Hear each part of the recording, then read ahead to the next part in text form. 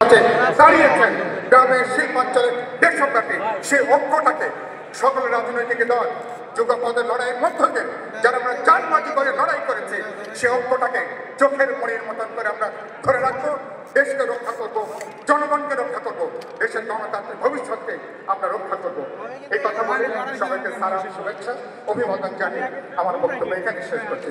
আপনাদের সবার জন্য অভিবাদন, ধন্যবাদ। একদিনে হবে যারা চেষ্টা করুন, যে দল চেষ্টা করুন যে 26-এ নির্বাচন হবে না, সেটা তাদের পিঠে যাবে।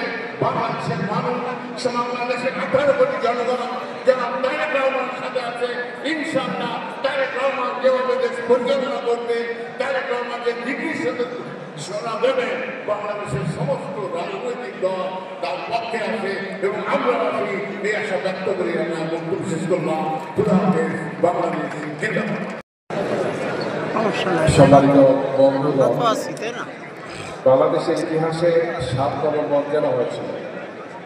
আমরা জানি যে আমাদের স্বাধীনতার পর যে সরকারটি ক্ষমতায় ছিলেন 3.5 বছর, কখনো 4 বছর, তাদের সীমাহীন অত্যাচার নির্যাতনার জন্য এই জাতিকে একটি ভয়ঙ্কর পরিস্থিতির দিকে ঠেলে দিয়েছে, যার ফলশ্রুতিতে বাংলাদেশের সিপাহী এই ঘটনাটা ঘটেছে। অস্থিতিশীল সময়ের মধ্যে দিয়ে আমরা গিয়ে 7 নভেম্বর হয়েছে।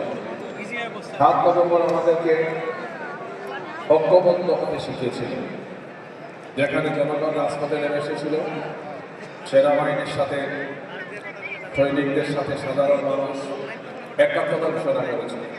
ঢাকা রাজপথ তখন নারায়ণ তাকবীর আল্লাহু আকবার স্লোগানে মুখরিত হয়েছে। বাংলাদেশের ইতিহাসে স্বাধীনতা পরবর্তী সময় এটি ছিল সবচেয়ে বড় ঐক্যের জায়গা